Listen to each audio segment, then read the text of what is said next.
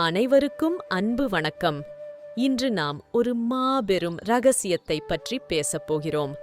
பொதுவாக கடவுள் என்றாலே அது ஒரு ஆண் அல்லது பெண் என்றுதான் நாம் பிரித்து பார்க்கிறோம். ஆனால் நம்முடைய கலாச்சாரம் சொல்லும் அர்த்தநாரி தத்துவம் இதையெல்லாம் தாண்டி ஒரு ஆழமான உண்மையை உள்ளடக்கியுள்ளது. இன்று நம்முடன் இந்த தத்துவத்தை பற்றி உரையாட ஒரு சிறப்பு விருந்தினர் இணைந்திருக்கிறார். வணக்கம். அர்த்தநாரி என்றாலே ஒரு பாதி சிவன் ஒரு பாதி பார்வதி என்றுதான் நாம் மேலோட்டமாக புரிந்து கொள்ளுகிறோம். ஆனால் மாசி ஐயா விளக்கும்போது ஒரு அற்புதமான நுணுக்கத்தை சொல்லுகிறார். அர்த்த என்றால் பாதி, நாரி என்றால் பெண். இதில் ஆண் என்ற சொல்லே இல்லை. எது வெளிப்படுகிறதோ, எதை கண்களால் பார்க்க முடியுமோ அது சக்தி. எதை பார்க்க முடியாதோ, எதற்கு இதுவரை பெயர் சூட்டப்படவில்லையோ அதுதான் சிவம். வியப்பாக இருக்கிறது. சரி, இந்த பிருங்கி முனிவர் கதையில் வரும் அந்த பாடம் எதை குறிக்கிறது? பிருங்க முனிவர் சிவனை மட்டுமே வணங்கக்கூடிய தீவிர சிவபக்தர். சக்தியை, உடலை அவர் ஒரு பொருட்டாக மதிக்கவில்லை.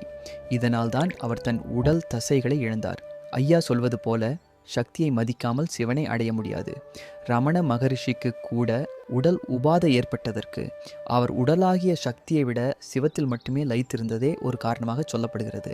அப்படியென்றால் நாம் இறைவனை அடைய உடல் ஒரு தடையாக இல்லையா? இல்ல, அதுதான் பாலம். ஐயோ ஒரு அழகான உதாரணம் சொல்கிறார். ஒரு ஆற்றை கடக்க படகு எப்படி தேவையோ அப்படி சிவத்தை, உயிரை அடைய உடல், சக்தி என்ற படகு தேவை.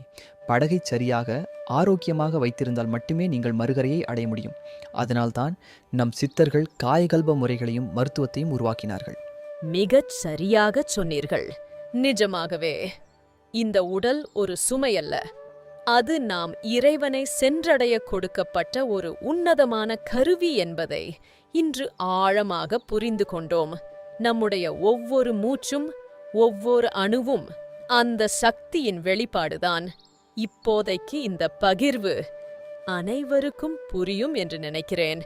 இந்த தெளிவோடும் உங்கள் உடலை பேணும் அக்கறையோடும் மீண்டும் இன்னும் ஒரு வீடியோவில் உங்களை சந்திக்கிறேன். நன்றி, வணக்கம்.